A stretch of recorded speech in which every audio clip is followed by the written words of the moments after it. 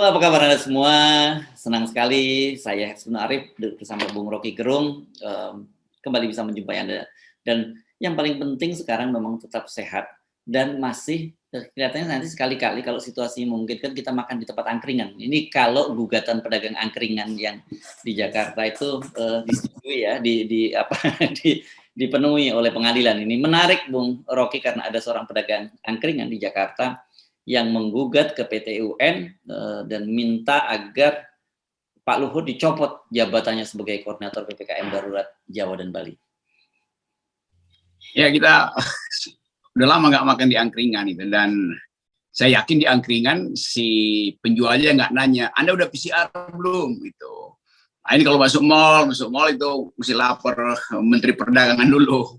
Ini dua-dua dagang, mall berdagang, angkringan berdagang. Tapi kewajiban PCR itu tidak berlaku bagi rakyat kecil.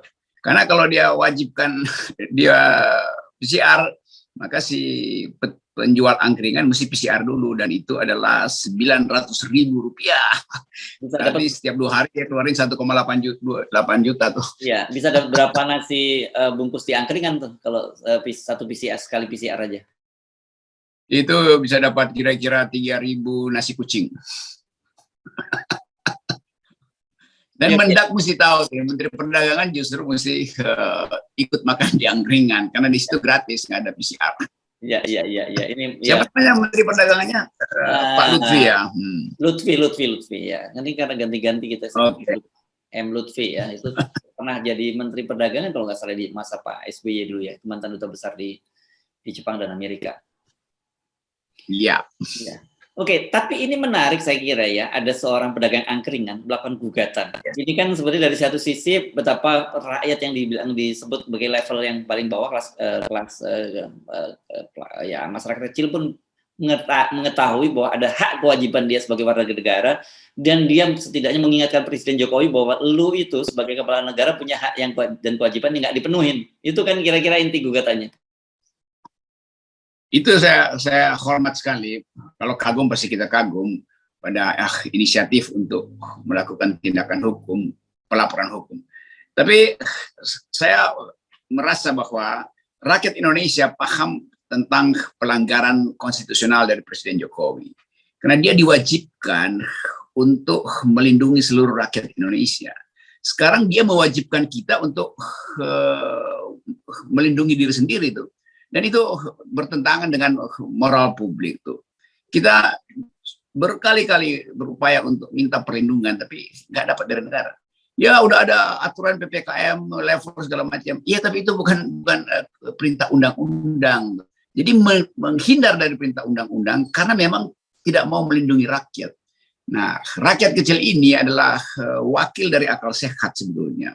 Mestinya Presiden Jokowi malu karena bahkan rakyat kecil memergoki dia tidak menggunakan busana undang-undang yang adalah diwajibkan oleh konstitusi. Yaitu bahkan disebut undang-undang karantina, kan hebat betul Bapak ini, atau mungkin Bapak atau Ibu itu. Jadi Bapak-bapak ini. Nah, tapi saya kira agak berat kalau dia minta dipecat Pak Luhut ini, call-nya terlalu tinggi gitu kita nyebutnya. Karena alih-alih dipecat dari jabatan sebagai koordinator PPKM level 4 untuk Jawa dan Bali, Pak Luhut itu baru saja dapat tambahan jabatan dari Pak Jokowi sebagai Ketua Dewan Pengarah Penyelamatan Danau. Wah, ini saya tidak tahu apa kaitannya ini. Apakah karena memang dia maritim, jadi ada urusannya dengan danau gitu. Balik sebentar pada Bapak Angkringan ini. Sebetulnya dia mau memberitahu bahwa melalui Pak Luhut saya mempersoalkan Pak Jokowi. Karena Pak Luhut selalu bilang dia cuma komandan lapangan, ada panglima tertinggi itu. Jadi memang angkringan ini, penjual angkringan ini tidak membaca, tentu dia nggak perlu membaca apa yang terjadi di perubahan kebijakan itu.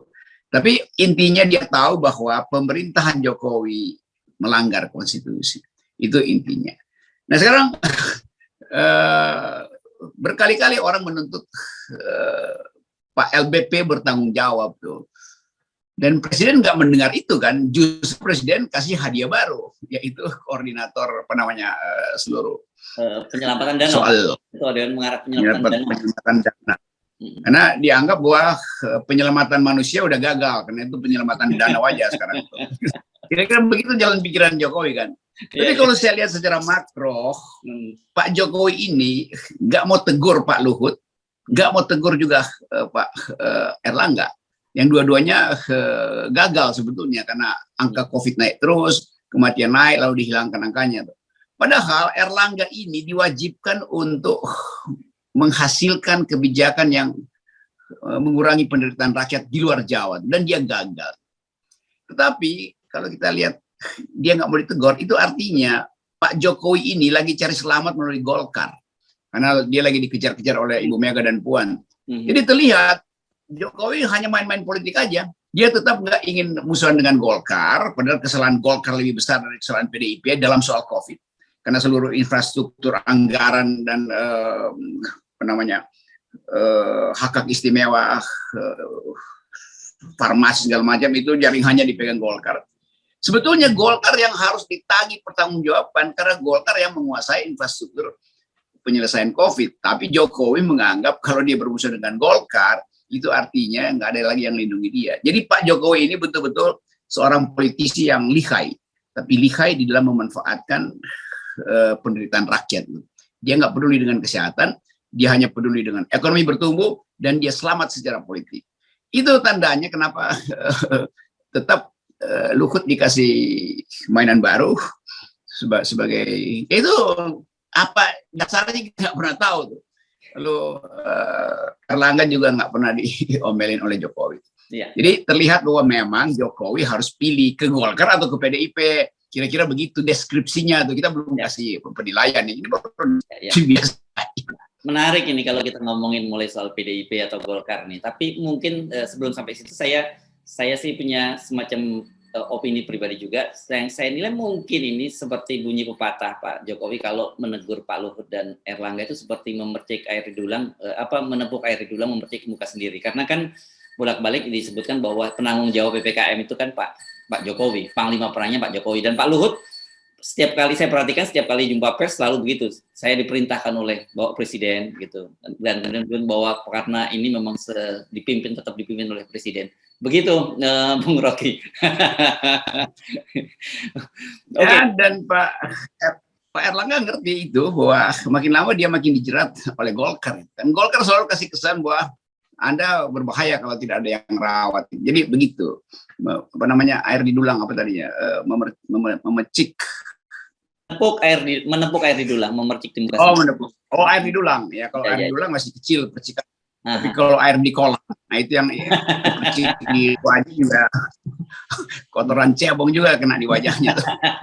Kalau itu menepuk air di kolam, cebong berlompatan. Oke, Bung Rocky, saya karena tadi udah terlanjur ngomongin soal PDIP dan Golkar, ini sangat menarik. Di media sosial ini belum ada konfirmasi bahwa disebutkan ada surat edaran yang ditangani langsung oleh Bu Megawati dan Hasto Sekjen ya, yang mengingatkan seluruh kader PDIP agar menahan diri dan tidak memberikan tanggapan berkaitan dengan pencapresan. Ini walaupun belum dapat konfirmasi, tetapi sebenarnya ini menggambarkan realitas. Kan kita tahu sekarang ini terjadi semacam diam-diam terjadi rivalitas di internal PDIP berkaitan dengan pencapresan. Ini ya antara Ganjar dengan Puan, dan jujur saja kalau dari opini publik itu yang terjadi Ganjar memang lebih leading dibandingkan dengan Puan. Saya jadi teringat peristiwa ini seperti setting ketika mau Pilpres 2014 antara Bu Megawati dengan Pak Jokowi. Kelihatannya Ganjar tahu rumus itu tuh. Jadi dia akan push elektabilitasnya sehingga Mega akhirnya terpojok harus pilih Ganjar. Tapi saya hitungnya itu terlalu awal gitu, karena sangat mungkin dalam 2 minggu ini begitu ada polling baru itu baik Puan maupun Ganjar itu dilewati oleh Andika misalnya.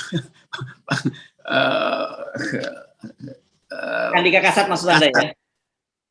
Iya, KSAD itu. Ya. Karena rakyat itu dengan mudah untuk pindah kekaguman tuh.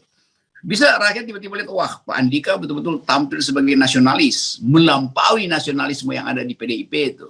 Kan Ganjar mau nasionalis apa di Ganjar kalau gagal untuk memperlihatkan kemampuan menangkal konflik di Cina Selatan misalnya. Kan publik nanti akan disihir dengan isu baru ini, dan Andika saya kira dia tahu betul bahwa rakyat sedang gelisah dengan kepemimpinan sipil, karena itu kepemimpinan militer akan menjadi alternatif gitu.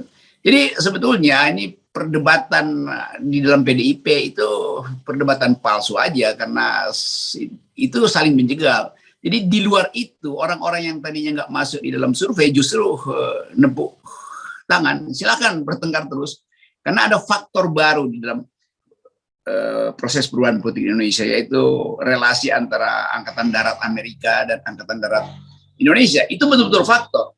Bisa jadi kalau terjadi perubahan politik sebelum 2024, ini semua tokoh akan mencari isu baru itu. Jadi tetap kita mesti lihat global politics di kawasan Asia Pasifik Tenggara ini akan menentukan politik Indonesia. Demikian juga pencalonan. Karena itu sangat mungkin nanti tiba-tiba Ganjar beralih tuh, oke, dia nggak lagi berupaya untuk jadi tokoh, tapi ingin menggandeng tokoh baru, Andika misalnya. Demikian juga Puan gitu. Jadi saya selalu membayangkan bahwa Indonesia itu nggak bisa lepas dari pengaruh politik global. Dan itu yang nggak dihitung oleh PDIP itu. Tapi balik lagi pada surat PDIP, ya tentu ada kegelisahan, sehingga harus diberi semacam peringatan baru, mengingatkan bahwa hak menentukan presiden ada pada Megawati. Loh, itu semua orang juga tahu, karena diucapkan apa nggak diucapkan, jelas kedudukan Ibu Mega sangat kuat. Tetapi itu sekaligus sinyal bahwa PDIP sudah sangat retak, sehingga harus keluarin semacam kartu truf. Kalau nggak, diancam oleh disiplin partai. Jadi mungkin kita harus tunggu kepastian aja supaya ancam-ancam ini nggak berlanjut jadi olok-olok. Ibu Mega keluarin aja keputusan memberhentikan Ganjar, kan lebih gampang gitu. Kan Ganjar kekurang ajarannya di depan PDIP udah berlebihan. Saya bukan saya bilang Ganjar kurang ajar, bagi kader PDIP Ganjar udah kurang ajar karena membalelo. Tapi Ganjar tentu menghitung bahwa ya Jawa Tengah itu bisa saya sulap juga jadi semacam PDIP lokal, yang PDIP perjuangan gitu, yang mampu untuk dia eksploitasi suaranya. Kalau saya amati ini sangat menarik memang polarisasinya ya, dan kelihatannya kita tidak bisa menafikan bahwa Pak Jokowi selain bermain-main dengan Golkar, tadi juga bermain-main dengan Ganjar. Ini kan kelihatan sekali bahwa buzzer-buzzer dari Presiden Jokowi ini, saya kira kalau nggak tanpa komando, nggak mungkin dia bergerak. Ini mereka secara sistematis dalam beberapa belakangan ini selalu menghajar Puan, gitu, termasuk dalam soal baliho dan sebagainya, dan mereka kemudian juga mendorong Ganjar. Gitu. Apakah ini ada kaitannya juga, ini bagian dari permainan? Tentu Pak Jokowi bermain di dua, bukan hanya di dua kaki, banyak kaki. Di Golkar dia juga mencoba itu, dan kemudian dia di internal PDI dengan memainkan kartu Ganjar. Saya kira Jokowi dia udah hampir 6 tahun, 7 tahun memerintah, dia udah jadi pemain politik lah.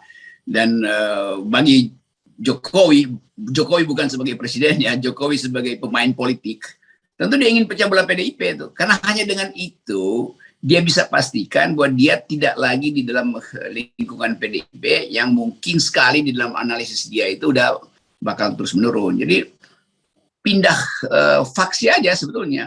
Dan ya Ganjar tentu bikin deal dengan Pak Jokowi. Oh, Pak Jokowi nanti kita amanin. Pak Jokowi tetap ada simbol Soekarnois, tetapi bukan lagi Megawatiis, kira-kira begitu kan. yang mau dipecah begitu. Dan Puan dianggap ya itu permainan kecil kalau soal Puan. Kan ini soalnya adalah Ibu Mega sebetulnya. Jadi rakyat mau disihir dengan cara itu. Tapi rakyat udah pinter banget. Dia anggap bahwa Ganjar, Puan, Mega, Jokowi sama. Tiga-tiganya, empat-empatnya menyebabkan Indonesia berantakan. Jadi itu nggak mungkin dipamerkan. Karena itu, saya kira Ganjar selain lakukan soft power, dia lakukan juga hard power. Itu bagi-bagi duit. Ini analisis saya, karena itu yang lebih penting tuh. Karena nggak mungkin Ganjar tetap memanfaatkan Soekarnoisme, karena Ganjar nggak mampu untuk menandingi kemampuan Megawati menghubungkan dirinya PDIP dengan Soekarno. Ganjar nggak di situ, nggak mampu dia. Karena nggak mampu, maka dia pasti bagi-bagi duit. Ini logikanya begitu aja tuh. Jadi berarti ada cukong baru atau oligarki baru yang udah merangkul Mas Ganjar. Yang ijon lah, ini ijon sekarang ya. Ijon. Ya, ya. Nah, oke, kalau kita membayangkan skenario yang berjalan secara normal, ya, artinya terjadi pencalonan pada tahun 2024. Saya kok khawatir, bukan khawatir, apa urusannya saya khawatir ya. Saya kok melihat ada tanda-tanda kemungkinan tragedi Ibu Megawati, seperti yang saya sebut tadi pada tahun 2014 itu terulang lagi. Jadi Ibu Megawati di fight accompli, sehingga harus dia memilih calon lain, kita tidak tahu apakah Ganjar, di depan mata kita Ganjar gitu, dan terpaksa meminggirkan Puan dengan alasan elektabilitas. Ini kelihatannya skenario Ganjar ini kelihatannya hampir persis dengan skenario yang dimainkan dengan Jokowi pada waktu itu. Ya, itu yang berupaya dicegah Ibu Mega melalui perintah harian supaya DPD stop ngomongin pencapresan itu. Tunggu aja dia yang lakukan itu. Tapi orang nggak tahan itu. Dan mungkin nanti ada rapat baru di DPP menganggap bahwa tragedi Megawati bisa berulang, dan kalau dia berulang pada anaknya, pada Mbak Puan, itu artinya selesainya Trah Soekarno. Dan itu yang pasti nggak diinginkan Ibu Mega. Karena bagi Ibu Mega ini pertarungan terakhir gitu, the last battle, bahwa kalau tragedinya berulang, tutup buku PDIP, selesai itu.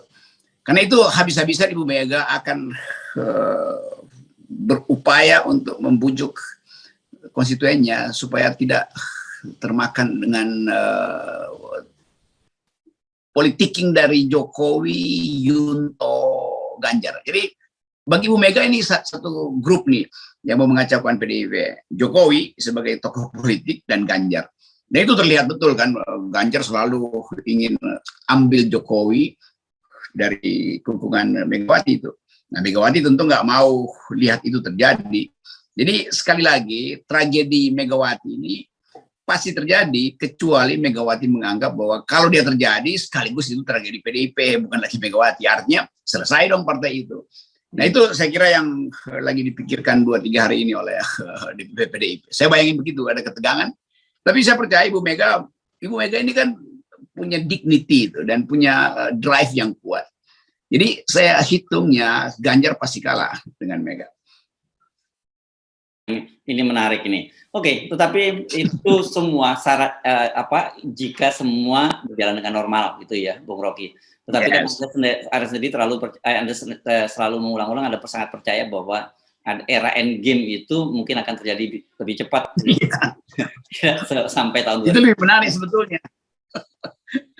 Nanti kalau saya gede-gedein Mega, nanti dianggap saya PDIP. Kalau saya menganggap politiknya Ganjar itu rasional karena bertanding untuk menghasilkan aura baru di dalam PDIP, juga seolah pro Ganjar. Tapi saya cuma ingin lihat persaingan itu adalah persaingan di dalam konteks yang normal gitu.